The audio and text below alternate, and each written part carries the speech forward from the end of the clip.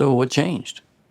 I remember there was a circuit overseer's visit, and I told Tina I would try to make it. Oh, hey, thank you for fixing that. So I hear his last talk is actually the best talk of the week. Oh, really? Mm-hmm. I got you something. I will leave it right here for you. Gotta go. Love you. Love you too.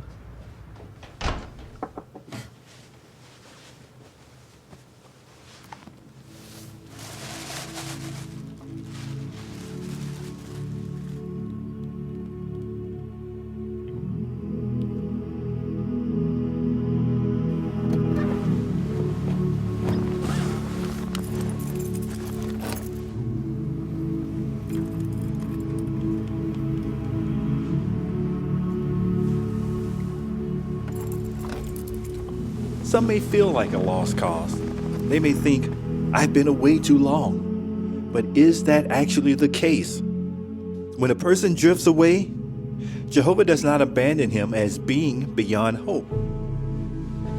Notice the reassurance Jehovah gives us next in Ezekiel chapter 34, verse 16. The lost one I will search for, the stray I will bring back, the injured I will bandage, and the weak I will strengthen. Picture a flock of sheep grazing in a field. Somehow, while nibbling on grass, one of the sheep gets separated from the flock. Those words in Ezekiel really touched my heart. Those are some solid verses. Yeah. It's so beautiful how Jehovah never forgets those that he's drawn in. What do you think about sharing these verses with Marcus and Paige, and maybe using it as a way to kind of see how they're really doing? I love it. Let's do it. All right, so what do you think? Should we just start? Those are some solid verses. Cooper cracks me up. And I actually think, in fairness, all joking aside, the acting is actually quite good. But yes, we've now seen how Scott returns to Jehovah. And as we learned previously, it's not like he's committed any sin or anything. He's literally just fallen away from the congregation. He's no longer involved in the preaching. He's no longer going to the meetings. Quite a lot has been going on in his life that's led to him just losing interest in the organization. But instead of it being the fault of the organization for, let's say, having a faulty product, for offering something as being the one and only truth and it not quite being true, instead of that being the case, all of the fault is on the individual. And I hope that comes through loud and clear in this dramatization or series of dramatizations that elders and ministerial servants are being asked to look at. They are being told, particularly in the way that scripture in Ezekiel 34:16 is read, the message is that if you don't take your faith seriously enough, if you don't keep up with the expectations placed on you by the organization, you are lost, stray, injured, weak.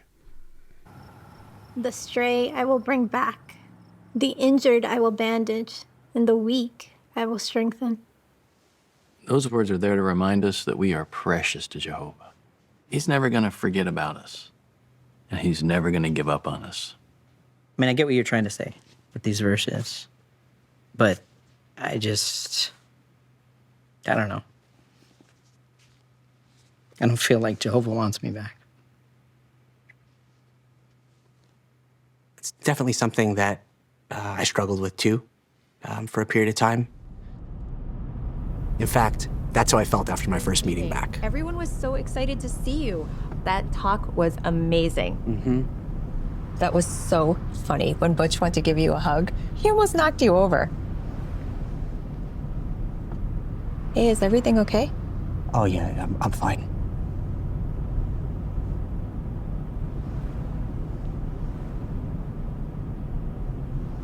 It's just the, So good to see you. So good to see you. So good to see you. Well, we have to catch up. You know we're proud. We have got to get together. everyone acting like there's nothing wrong. I don't think I'm ready for all this. I just don't deserve it. Well, I'm really proud of you for coming today. So it seems Scott is having some problems there with love bombing, having returned to the Kingdom Hall for the first time in ages. Obviously, all of this is a flashback.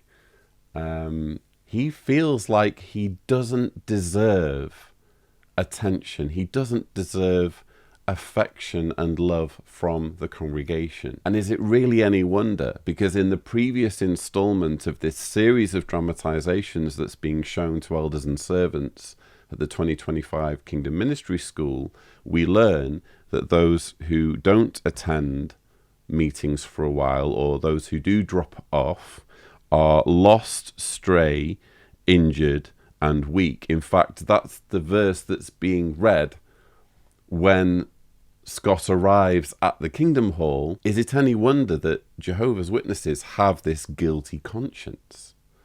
They feel like they're unworthy, and therefore the love bombing that they routinely will receive if they step back into a Kingdom Hall for the first time in ages might just be too much for them to deal with.